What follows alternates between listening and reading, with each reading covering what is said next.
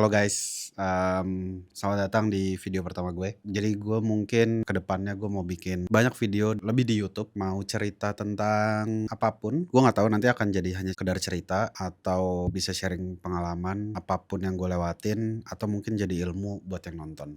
Jadi gue mau cerita sedikit karena gue kemarin habis dapat pengalaman yang menurut gue lumayan seru. Nggak semua orang mungkin bisa dapetin ya. Jadi suatu hari gue di-chat sama klien kalau gue harusnya berangkat ke Itali. Jadi waktu itu chatnya tulisannya, "Mas Arif, kayaknya kita harus ada yang berangkat ke Itali nih. Nah, cuma satu slotnya gitu ya." Terus di situ mereka bilang kayaknya yang paling cocok untuk berangkat Mas Arif gitu. Terus gue langsung kayak, wow, ke Itali nih. Seiring berjalannya waktu, ternyata plannya berubah karena Itali ini harusnya gue berangkat buat ngikutin Shell Helix nonton F1 di Monza bareng Fitrairi waktu itu. Cuman ternyata di perjalanan gue dikasih tahu kalau Mas Arif mau ke Italia atau Jerman. Terus gue bilang, hah, emang gak bisa dua-duanya gitu kan.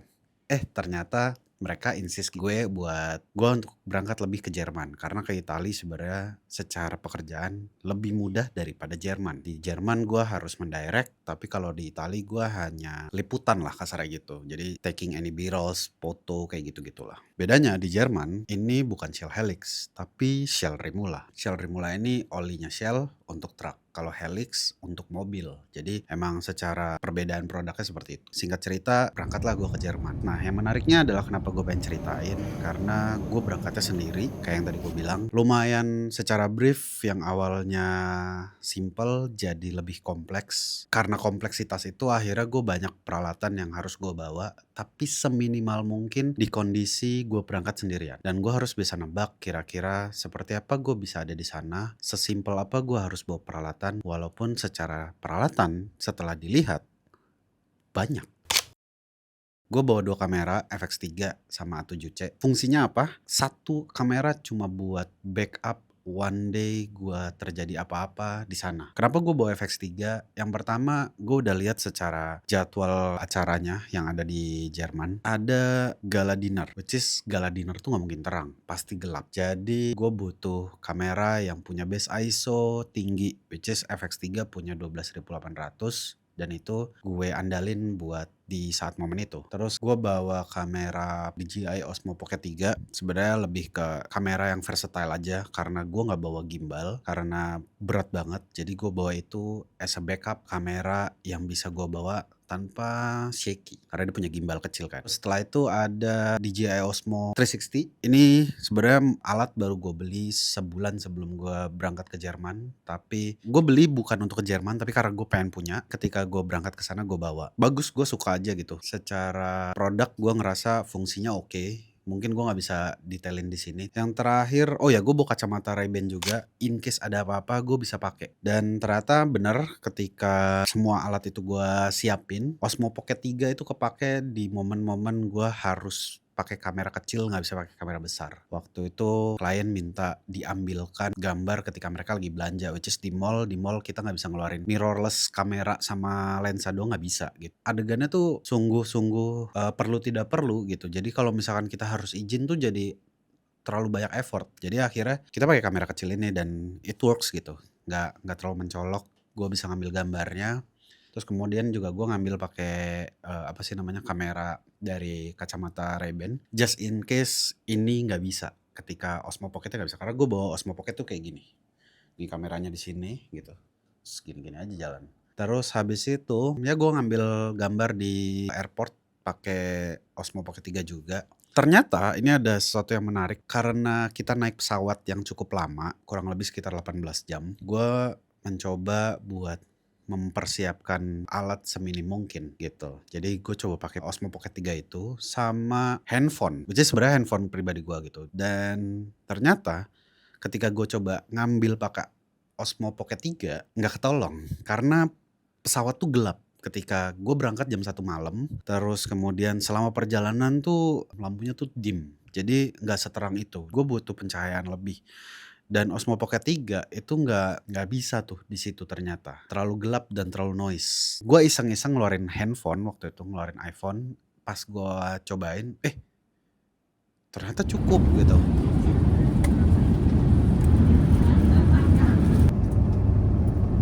Nggak nggak expect segininya gitu secara kualitas. Jadi ya udah gue coba gue terusin aja gitu, gue ambil. Waktu itu gue pakai mode sinematik di iPhone. Jadi kebetulan ini iPhone-nya iPhone 16 Pro dan size-nya 1 tera. Gue bener-bener nggak masalah sama long record guanya. Jadi aman-aman aja gitu. Ya gue ambil aja tuh sepanjang pesawat, gue ambil pakai iPhone dan hasilnya bagus-bagus, benar-benar sebagus itu. Ketika gue nyampe di Doha, Qatar, gue coba karena ambience-nya adalah bangunan besar gitu. Jadi gue sebenarnya agak worry sama audio gitu kan. Tapi pas gue ambil, gue dengerin hasilnya, se-clear ini gitu. Gue ngerasa kayak direct mic aja gitu ya. Baru sampai di Doha, kita lagi mau transit untuk kurang lebih 3 jam. Sedikit buat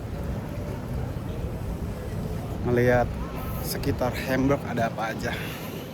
Bahkan kamera mirrorless aja harusnya nggak bisa sebagus ini. Cuman memang secara ambience tuh terdengar semua. Kita bisa dengerin lah semua ambience ruangan di situ, tapi secara vokal tuh masih lebih dominan. Ya gue agak kaget aja, sebagus ini ya ternyata iPhone gitu. Ya mereka punya campaign juga, iPhone kamera tuh bener-bener one of the top feature yang mereka andalin gitu kan. Dan bisa kok ternyata memang diandalkan di situasi seperti itu. Sampai gue akhirnya bisa ngeluarin kamera lagi. Karena waktu itu gue agak takut ngeluarin kamera juga. Karena di bandara itu yang pertama. Yang kedua kenyamanan orang ketika kita pakai kamera. Kadang gak semua orang tuh nyaman gitu ketika ngeliat kamera terus dia ngerasa disorot sama kamera kayak gitu. Gue sebenarnya juga bawa mic eksternal gitu. Gue lupa cerita. Jadi mic eksternal yang gue bawa tuh ada 2 juga. HoloLens Lark M2 seingat gue sama DJI Mic 3. Sebenarnya kenapa gue punya 2 itu dan gue bawa 2 itu? Yang pertama satu buat backup cadangan, since gue perginya jauh, gue nggak punya backup itu lebih bahaya gitu. Jadi gue selalu bawa sesuatu cadangan lah. Yang gue andalin sebenarnya pertama DJI Mic 3. Since sebenarnya DJI Mic 3 ini juga baru keluar, jadi gue belum terlalu ngulik fiturnya gimana. Dan sebenarnya gue juga jarang pakai barang-barang di kantor untuk gue ulik karena biasanya juga tim yang make gitu. Dan cuman karena ini gue harus pergi sendiri, jadi akhirnya semua gue harus cobain gitu, gue pegang dan gue fungsikan. Tapi ternyata kesalahannya adalah gue mencoba sesuatu yang belum pernah gue pelajarin. Gue pakai aja, gue kira akan ya segampang HoloLens Lark M2, colok connect gitu. Ternyata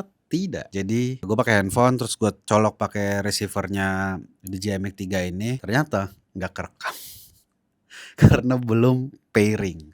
Dan ternyata tidak lebih cepat pairingnya daripada Lark M2. Untungnya gue cuma ngambil satu footage itu aja. Jadi ya dia ngomong tapi gak ada suaranya. Itu mungkin cerita uniknya ketika kita transit. Setelah itu gue nyampe di Hamburg karena gue tahu gue akan handheld. Kebetulan gue pakai lensa 2470 G Master yang Mark II, which is ada image stabilizernya di lensanya, sama FX3 juga sebenarnya punya. Jadi itu yang gue andalin di sana buat run and gun syutingnya kayak gitu. Jadi gue terbantu banget ternyata. Jadi kan pilihannya ada off, standar sama aktif gitu kan. Nah, gue pakai yang aktif karena gue tahu gue nggak bisa punya kestabilan yang oke ketika megang kamera doang sama lensa.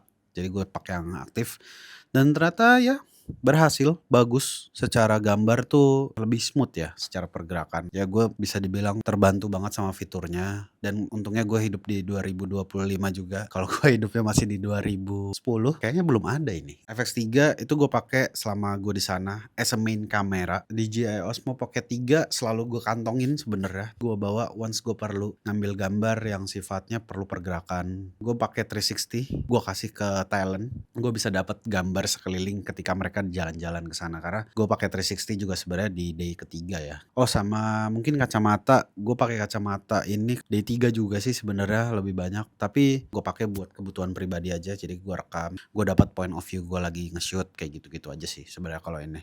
Karena awalnya kan buat backup tapi ternyata cukup-cukup aja. Sambil jalan megang satu kamera gini doang, jalan gini juga masih aman. Bawa baterai yang banyak menurut gua karena ternyata dingin tuh ngedrain baterai kamera gitu ya. Karena di Eropa, di Jerman waktu itu karena gua ke Hamburg, suhunya itu nyampe di 10 kadang 7. Kalau malam tuh bisa 4. Jadi bawa baterai kayaknya kalau 4 itu nggak bisa ya. Harusnya bawa 6 gitu. Jadi karena gue beneran dari pagi sampai malam itu gue shoot.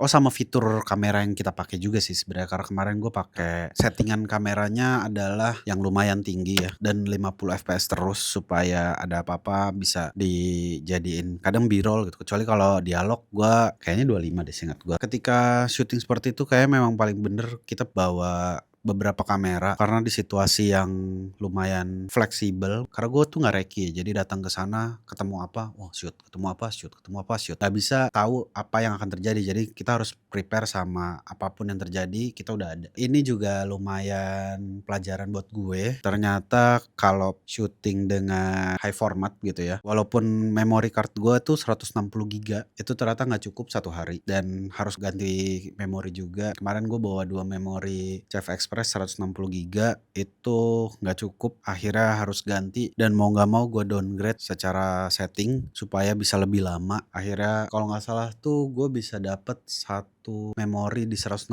giga tuh 45 menit deh kalau nggak salah. Tapi kalau misalkan gue turunin settingannya itu bisa 1 jam sekian menit lah, gue lupa. Pokoknya itu menurut gue sebenarnya pengalaman yang berkesan karena gue syutingnya benar-benar solo dan schedule-nya lumayan padet banget. Jadi tuh gue nggak punya waktu buat ngecas, gue nggak punya waktu buat backup. Gue di sana 4 hari dan setiap harinya harus ready dari pagi. Jam 8 udah berangkat, jam 10 baru nyampe hotel dan gue backup dari jam 10 sampai ketiduran. Terus pagi bangun lagi, sarapan, berangkat lagi. Jadi di setiap pagi tuh gue semuanya harus udah ready, reload semua baterainya. Nah, untungnya gue pakai charging dock. Jadi gue cukup colok ke semuanya, nggak perlu ganti satu-satu. Kayaknya emang ketika traveling, saran gue juga kita harus punya charging dock supaya bisa langsung colok semua baterai yang kita punya, kita colok 1 kali langsung penuh berbarengan. Jadi kita nggak perlu colok ganti, colok ganti, colok ganti sampai penuh.